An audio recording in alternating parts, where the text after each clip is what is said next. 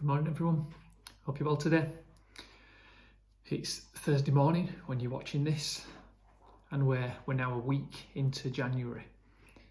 It's been far from what we thought might be a straightforward year so far, I suppose. Maybe we thought that as 2020 came to an end and we've got a fresh start in 2021, then things will be different. But early on in 2021, we've realised that it's not quite the case, maybe not quite as we expected, as we find ourselves in another lockdown with schools closing and other things happening. Luke encouraged us yesterday to be hopeful and to trust God, even when we can't see an end point. That's definitely something to hold on to.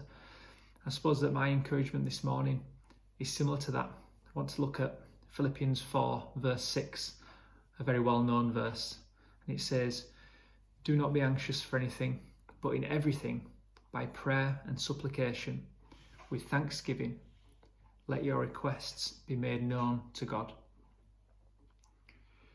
See, as Christians, we're very blessed, aren't we? Because we've got somewhere that we can take our requests and our worries and our anxieties.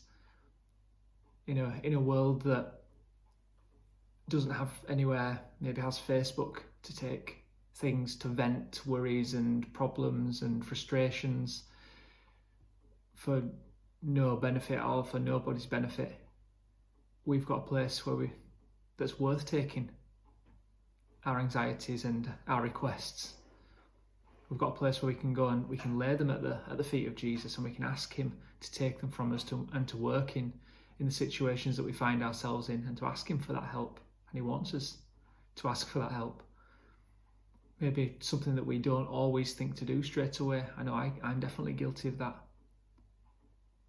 Sometimes we might see ourselves as the first point of call and see if we can deal with it on our own, and maybe we'll go to God after that. But as we do make God the first port of call, we're going to see change. We're going to see things happen. Maybe our first thought is to, if it's at work, to brainstorm some ideas of how we can resolve a problem, or sit down with your husband or wife and think how you can resolve it. But the first thought should be to pray about it straight away, shouldn't it? Paul says, in everything by prayer. Not just the things that we don't feel like we can control, even the ones that we think we might be able to control. Ask God to be in every situation, ask him for everything that you need. Be fully dependent on him. We need to make our requests known to God. Not that he doesn't already know them, but he wants us to speak to him. He wants us to have that fellowship and to speak and ask for help. Paul says as well, finally, by prayer and supplication with thanksgiving, which can be a tricky thing when we might think that we're going to just have a good whine and a good complain. That's not what we're being told to do. It's an opportunity to be thankful that in our weakness and in our worries and our frustrated mindset, we've got a God who wants to take the problems from us and wants to help us in the situations we find ourselves in. He wants to hear our requests.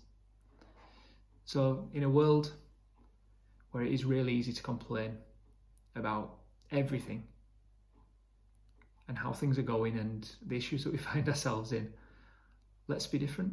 Let's be a church that turns to God first and asks God to be involved in every situation. Because as we do, he's going to listen to us and he's going to answer us. Thanks, everyone. Have a great day.